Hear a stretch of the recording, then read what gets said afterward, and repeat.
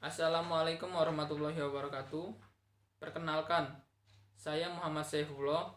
Saya berasal dari mahasiswa Politeknik Negeri Lampung, jurusan Ekonomi dan Bisnis, program studi Agribis Pangan. Di sini, saya akan mempresentasikan proposal penelitian saya yang berjudul Analisis Efisiensi Pemasaran Lanting, Studi Kasus pada Home Industri Lanting di Desa Sidomulyo, Kecamatan Punggur, Kabupaten Lampung Tengah. Outline. Yang pertama pendahuluan, yang kedua tinjauan pustaka, yang ketiga metode penelitian. Pendahuluan yang terdiri dari latar belakang, tujuan penulisan, manfaat penulisan, dan kerangka pemikiran.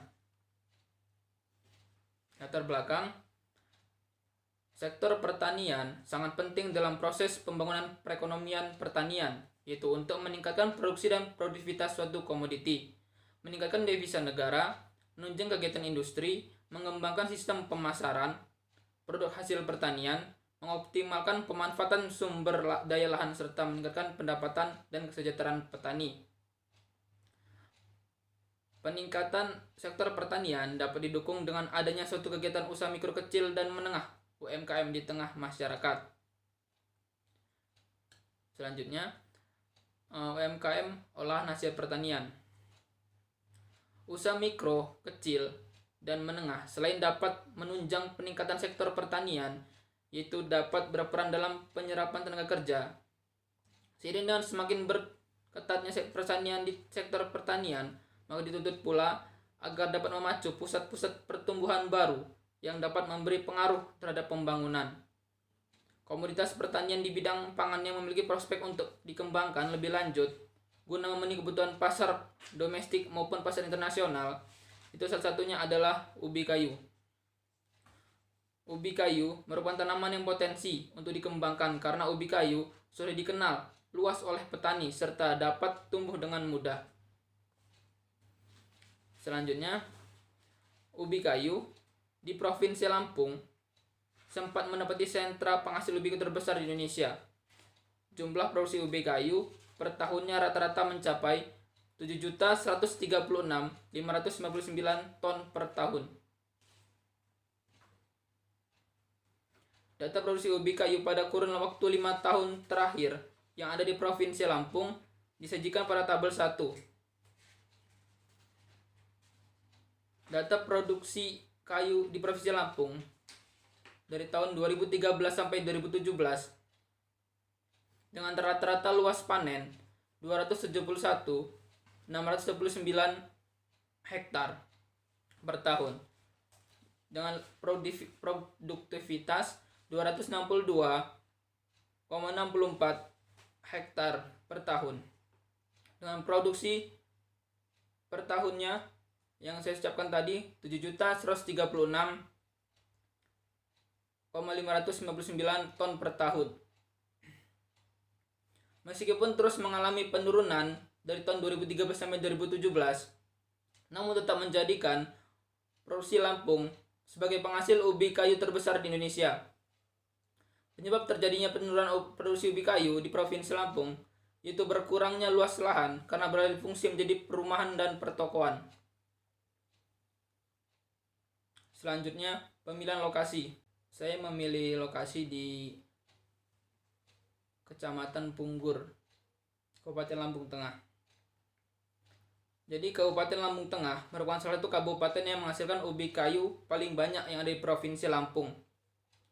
Meskipun produktivitasnya masih rendah dibanding dengan wilayah di Kabupaten Lampung Utara, wilayah kecamatan yang ada di Lampung Tengah hampir keseluruhan dapat menghasilkan ubi kayu dan luas panen dan produksi yang berbeda.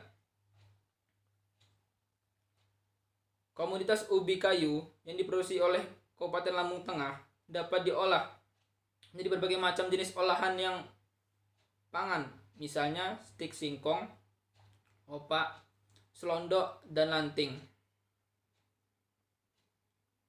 Selanjutnya,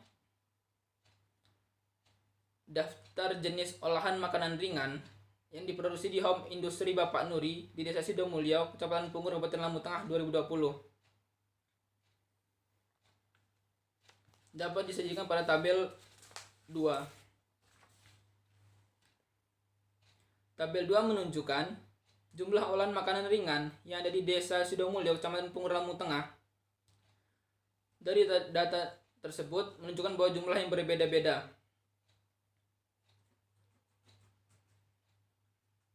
yaitu yang pertama olahan makanan ringan lanting, opak, stik singkong, dan selondok. Dengan lanting jumlah produksi per bulannya itu 2 ton, opak 500 kilo, stik singkong 1 ton, selondok 1,5 ton, dengan jumlah semuanya 5 ton per bulan. Di sini lanting menjadi produksi makanan ringan yang paling besar, itu 2 ton per bulan.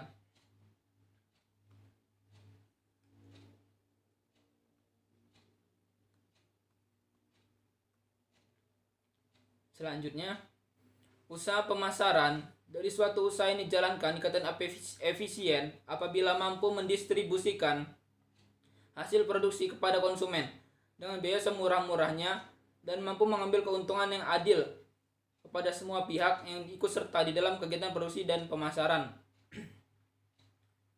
Pemasaran dianggap efisien apabila memenuhi 2 syarat, yaitu yang pertama, mampu menyampaikan hasil produksi dari produsen kepada konsumen dengan biaya semurah-murahnya.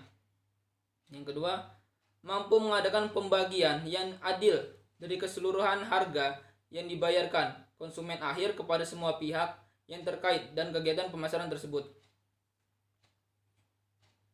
Selanjutnya itu tujuan penulisan. Jadi tujuan penulisan yang pertama adalah analisis saluran pemasaran lanting studi kasus home industri Desa Sidomulyo, Kecamatan Pungur, Kabupaten Lampung Tengah.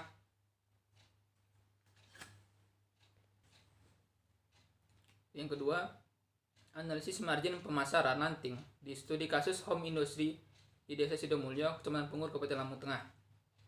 Yang ketiga, analisis efisiensi pemasaran lanting di studi kasus home industri di Desa Sidomulyo, Kecamatan Pungur, Kabupaten Lampung Tengah. Yang selanjutnya, manfaat penulisan.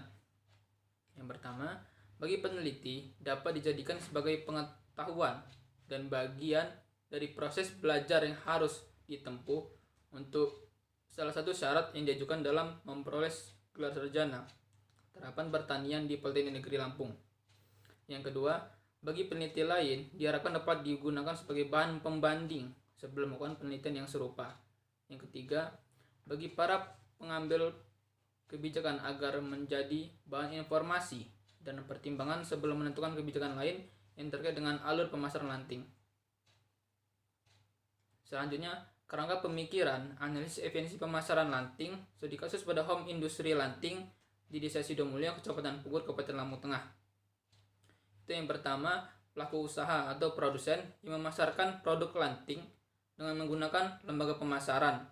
Di dalam lembaga pemasaran terdapat produsen, pedagang perantara, dan konsumen akhir. Dalam mencapai pemasaran ke konsumen akhir, itu dengan menggunakan saluran pemasaran. Di dalam saluran pemasaran terdapat biaya pemasaran dan margin pemasaran, sehingga dapat diketahui hasil efisiensi pemasaran lanting di Desa studi kasus pada home industri lanting di Desa Sidomulyo, Kecamatan Pungur, Kabupaten Lampung Tengah. Selanjutnya, tinjauan pustaka, yaitu yang pertama, olahan ubi kayu, lembaga pemasaran, efisiensi pemasaran, saluran pemasaran, margin pemasaran, dan penelitian terdahulu. Penelitian terdahulu yang pertama, analisis efisiensi pemasaran emping melinjo di Kelurahan Sukamaju, Kecamatan Teluk Betung Timur, Kota Bandar Lampung. Dengan hasil penelitian, pemasaran emping melinjo di Bandar Lampung memiliki 2 saluran, yaitu saluran yang pertama produsen ke konsumen dan saluran yang kedua produsen ke pedagang pengecar lalu ke konsumen. Biaya keuntungan dan margin dari kedua saluran pemasaran dapat dikatakan efisien dengan persentase margin yang bersaing, yaitu di atas 50%. Saluran pemasaran kedua lebih efisien dibanding dengan saluran pemasaran yang pertama. Yang kedua, efisiensi pemasaran emping melinjo di Kabupaten Bantul Daerah Istimewa Yogyakarta. Dengan hasil penelitian, terdapat 4 saluran pemasaran emping melinjo di Kabupaten Bantul, itu 1 saluran tidak ada pedagang perantara, dan 3 saluran melibatkan pedagang perantara yang terdiri dari pedagang pengumpul, pedagang besar, dan pedagang pengecer. Yang kedua, margin dan keuntungan pemasaran terbesar terdapat pada saluran pemasaran yang melibatkan semua pedagang perantara, yaitu dengan pengumpul, pedagang besar, dan pedagang pengecer. Yang ketiga, saluran pemasaran yang paling efisien adalah saluran pemasaran yang hanya melibatkan lembaga pemasaran, pedagang pengecer saja. Lanjutan terdahulu. Yang ketiga itu analisis efisiensi pemasaran agroindustri Lanting di Kecamatan Negeri Katon, Kabupaten Pesawaran. Dengan hasil penelitian, yang pertama, rata-rata besaran pendapatan produsen agroindustri Lanting di Kecamatan Negeri Katon sebesar 2.018.932,67 per bulan atau biaya tunai dan 1.649.645,49 per bulan atas biaya total dengan nilai RC atau biaya tunai sebesar 1,38 dan nilai RC atau biaya total sebesar 1,29, sehingga agroindustri Lanting layak untuk diusahakan. Yang kedua yaitu agroindustri Kelanting di Kecamatan Negeri Katon menemukan 4 saluran pemasaran berdasarkan nilai rasio profit margin RPM, nilai pangsa produsen, dan elastisitas transmisi harga. Secara keseluruhan, pemasaran Kelanting cenderung tidak bersaing secara sempurna. Dengan kata lain, pemasaran yang berlangsung belum efisien. Jadi penelitian terdahulu keempat, efisiensi pemasaran durian di Desa Wisata Durian, Kelurahan Sumber Agung. Berdasarkan analisis saluran pemasaran durian, saluran yang paling efisien adalah saluran 3, yaitu petani ke pedagang ke konsumen. Berdasarkan struktur pelaku pasar dan margin tidak merata, maka pemasaran durian dapat disimpulkan belum efisien dan cenderung membentuk pasar oligopsoni. Yang selanjutnya, metode penelitian. Yang pertama, tempat dan waktu penelitian. Yang kedua, rencana penelitian. Yang ketiga, metode pengumpulan data. Yang keempat, jenis penelitian. Yang kelima, metode pengambilan sampel. Yang keenam, metode analisis data. Yang ketujuh, definisi operasional variabel. Yang pertama, tempat dan waktu penelitian.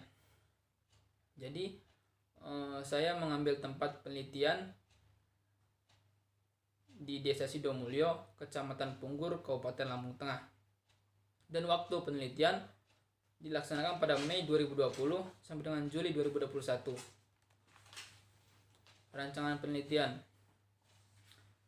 Jadi metode survei dengan deskriptif dan kuantitatif. Metode pengumpulan data yang digunakan itu metode primer dan metode sekunder. Metode pengambilan sampel produsen Lanting dilakukan secara purposive sampling, yang merupakan metode penetapan responden secara sengaja untuk dijadikan sampel berdasarkan kriteria-kriteria tertentu, yaitu yang pertama, pemilik home industry sebagai informan kunci. Yang kedua, pengecer yang berperan aktif dalam mengambil atau membeli produk makanan ringan di home industry Bapak Nuri, Kecamatan Punggur, Kabupaten Lampung Tengah. Selanjutnya, pengambilan sampel saluran pemasaran. Penentuan sampel lembaga pemasaran dengan teknik bola salju snowball sampling atau digunakan untuk mengetahui lembaga pemasaran yang terlibat. Semakin jauh lembaga pemasaran, semakin besar sampel yang digunakan. Ditetapkan jumlah sampel sebagai berikut: gudang besar sebanyak 1 lokasi, pedagang pengepul sebanyak 4 lokasi, pedagang modern 1 lokasi, pedagang pengecer 7 orang pengecer. Yang kelima, konsumen yang membeli produk Lanting sebanyak 20 orang. Jadi jumlah responden sama produsen itu 34 responden. Pemilihan responden ini untuk memperoleh data primer dengan menggunakan kuesioner yang diberikan secara kepada setiap responden. Yang selanjutnya, definisi operasional variabel. Yang pertama, saluran pemasaran. Yang kedua, produsen. Yang ketiga, lembaga pemasaran. Yang keempat, konsumen akhir. Yang kelima, pelaku usaha. Yang keenam, margin pemasaran. Yang ketujuh, efisiensi pemasaran. Yang kedelapan, tengkulak. Yang kesembilan, pengecer. Kesepuluh, konsumen akhir. Yang selanjutnya, analisis data. Margin pemasaran, MP, margin pemasaran, sama dengan HB, harga tinggi pengecer, dan HJ, harga di tingkat petani. Yang kedua, efisiensi pemasaran. Biaya pemasaran dibagi nilai produk yang dipasarkan dikali 100%. Keterangan 0 sampai 33% semakin efisien. Yang kedua, 34 sampai 67% kurang efisien. Dan yang ketiga, 64 sampai 100% tidak efisien. Selanjutnya, jadwal pelaksanaan penelitian yaitu Mei sampai Desember penyusunan proposal penelitian, Januari seminar proposal, Februari Maret pengumpulan data, Maret April progres penelitian, bulan Juni seminar hasil. Mungkin itu saja presentasi proposal penelitian yang saya sampaikan. Kurang lebihnya saya mohon maaf, pada Allah subhanahu wa ta'ala mohon ampun. Wabillahi taufiq wal hidayah. Wassalamualaikum warahmatullahi wabarakatuh.